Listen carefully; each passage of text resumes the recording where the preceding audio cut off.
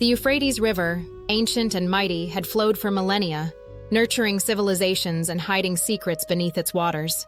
As its level dropped, revealing forgotten landscapes, an expedition was sent to document the new terrain. Among them was Dr. Elias Mansour, an archaeologist from the University of Baghdad, eager to uncover lost relics. But what he and his team found beneath the river's retreating currents was no ordinary ruin. Satellite imagery had revealed a network of submerged caves along the river's banks, now emerging like ancient wounds cut deep into the land. Carved into limestone cliffs, these caverns bore inscriptions older than the Sumerians, their meaning lost to time. Dr. Mansour, accompanied by his assistant Leila Hadad and a small group of researchers, descended into the largest cave. The air was thick with the scent of damp earth and decay.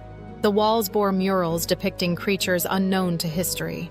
Serpent-like beings with elongated limbs, humanoid figures with insectoid features, and skeletal monstrosities with empty sockets where eyes should have been. "This isn't Sumerian," Leila whispered, running her fingers over the carvings. "This is older." Elias nodded, his gut twisting. The depictions weren't myths. They were warnings. As they moved deeper, they found crude stone doorways, sealed with thick clay, inscribed with symbols resembling those in ancient Mesopotamian curse tablets. The clay was dry and crumbling. Something had already forced its way out. The first sign of life, or something like it, came in the form of a carcass. A half-eaten goat, its ribs snapped open, lay near the cave's entrance. The teeth marks were jagged, too wide for a wolf, too irregular for any known predator. "Something is still in here," Leila murmured. Then came the sound. A clicking, like chitin scraping against stone. It echoed through the cavern, drawing nearer. The team froze, their flashlight beams converging at the tunnel ahead. Shadows shifted, and from the darkness emerged a figure. It was tall, easily 7 feet. Its skin was mottled gray, stretched tight over a gaunt frame. Its elongated limbs ended in clawed fingers, and its face. It had no eyes, only deep, hollow pits that seemed to drink in the light. It tilted its head, listening, and then opened its mouth, rows of needle-like teeth glistening as it exhaled a rasping breath. Then it lunged. The team scattered. One of the researchers, Omar, screamed as the creature grabbed him, its claws sinking into his shoulder. Elias and Leila could only watch as it dragged him, vanishing into the tunnels. His cries faded into the dark. "We have to go after him!" Leila cried. But Elias grabbed her wrist. "No, we don't know how many there are." She yanked free. "I'm not leaving him." With reluctance, he followed. The tunnels twisted in unnatural ways, spiraling downward. More murals covered the walls, showing the creatures hunting early humans. They had lived beneath the river for untold centuries, sealed away by ancient priests. And now, with the river's decline, their prison had crumbled. They found Omar's flashlight first. It lay on the cavern floor, flickering weakly. Then, farther in, they found Omar, or what was left of him. His body was torn open, his ribs cracked like the goat's. His eyes were missing.